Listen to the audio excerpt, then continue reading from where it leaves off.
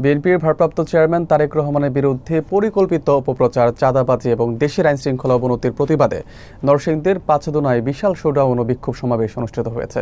বিস্তারিত থাকছে মঞ্জুরুল আলমের তথ্যচিত্রে। মঙ্গলবার বিকেলে পাঁচদোনা মোড়ে এই কর্মসূচির আয়োজন করে পাঁচদোনা ইউনিয়ন বিএনপি ও অঙ্গ সহযোগী সংগঠনসমূহ। কর্মসূচির নেতৃত্ব দেন মোসাদ্দেক হোসেন প্রধান। শোডাউনে অংশ নেয় প্রায় অর্ধ শতাধিক গাড়ি ও 5 শতাধিক মোটরসাইকেল, যা আশপাশের বিভিন্ন এলাকা পরিদর্শন শেষে পুনরায় পাঁচদোনা মোড়ে এসে শেষ হয়।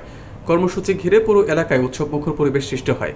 বিক্ষোভ সমাবেশে বক্তব্য দেন নরসিংদী জেলা যুব দলের সদস্য শাহাদাত হোসেন লাবলু, মাধবদী থানা তরুণ দলের সাধারণ সম্পাদক সাব্বির হোসেন, পাঁচদোনা ইউনিয়ন ছাত্রদলের নেতা আবু হানিফ চৌধুরী অ্যানি, আসলাম মিয়া, যুবদল নেতা রফিকুল ইসলাম প্রমুখ।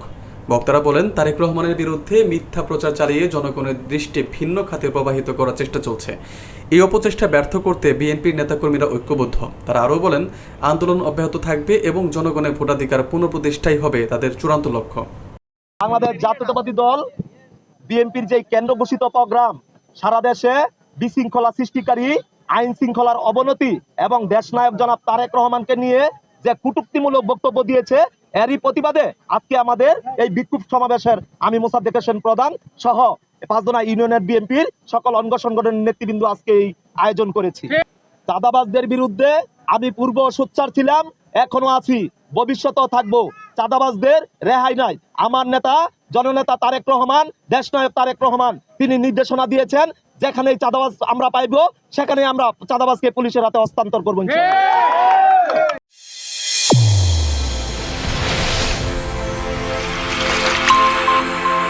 চ্যানেল A1 হৃদয় রেসপন্স।